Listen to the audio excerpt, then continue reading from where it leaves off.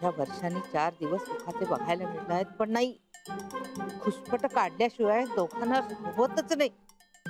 नुसता हटवादीपणा करायचा. काय मिळतं असं करून कोण जाणे.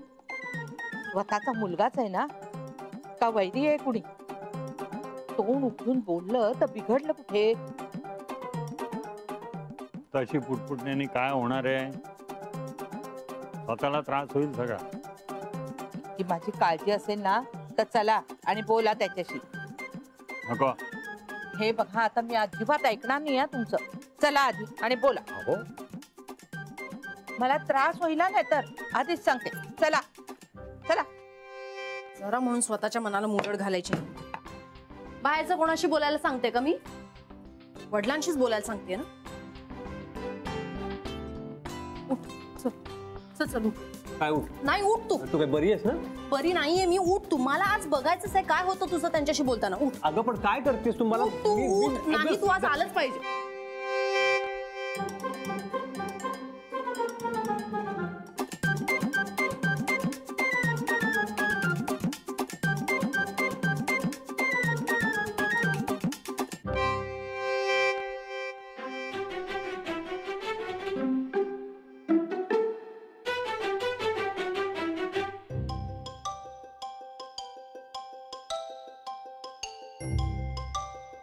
देवानं तोंड 2 गोष्टींसाठी दिलंय.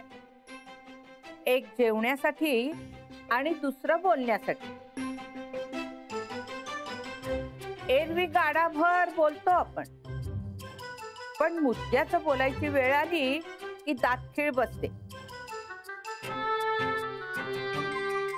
मी म्हणते बोलावं की गप्प बसून काय होतंय?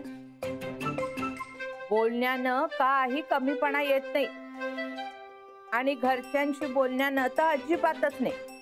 उलट गोष्टी अधिक सोप्या होतात.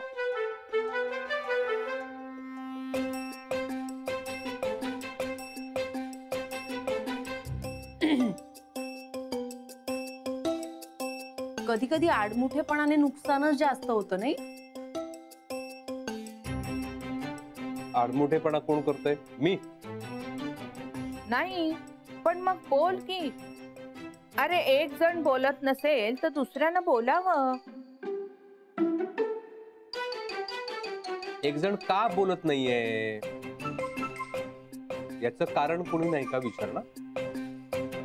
हे बघा, कारण काही असलं तरी त्यामुळे बोलणं होत नाही हे खरंय की नाही? काय बोलायचं? मी त्याचसाठी तुम्हाला दुपारी फोन केला होता. मी बोललो तुझ्याशी, पण माझ्याशी बोलण्याबद्दल नाही ना चाललेलं हे. राजा, अरे टाळून काय होणार आहे? अहो, तुम्ही बोलता का? मला भात वाढेल का? नवऱ्याचं जेवण अर्धवट झालंय, ते महत्वाचं आहे का बोलणं महत्वाचं आहे? लक्ष्मी, हात वाढ त्यांना. Paneer mushroom stick with barbecue sauce करण्यासाठी लागणारे साहित्य: किसलेलं गाजर, उकडलेला बटाटा, पनीर, तांदूळाचं पीठ, रवा, मटार, मशरूम, कोबी, मीठ, मिरची, कोथिंबीर आणि बार्बेक्यू सॉस. कृती: प्रथम एका बाउलमध्ये किसलेलं गाजर, उकडलेला बटाटा, कुस्करलेलं पनीर, मटार, मशरूम, हिरवी मिरची, कोथिंबीर, कोबी, मीठ आणि तांदूळाचं पीठ घालून सर्व एकजीव करून घ्यावं. तयार मिश्रणाच्या स्टिक बनवून रव्यामध्ये घोळवून गरम तेलात तळून घ्याव्यात आणि सर्व्ह कराव्यात. स्वामी, कोणता भक्त हाक मारतो आहे? ध्यानात इतके मग्न आहात. बाणाईला भेट घ्यायची आहे देवी. वाटलंच मला. ही अस्वस्थ असणं स्वाभाविकच आहे. तिच्या दृष्टीने हे सारंच गोंधळून टाकणार आहे.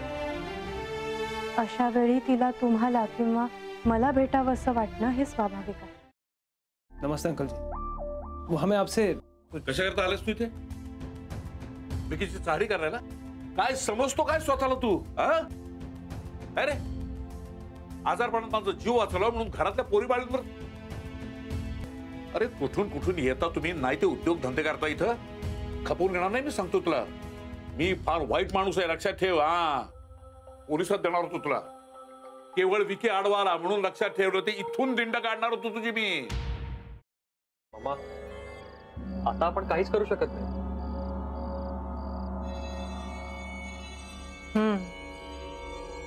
पण आर्चिस, हे असं कसं शक्य आहे?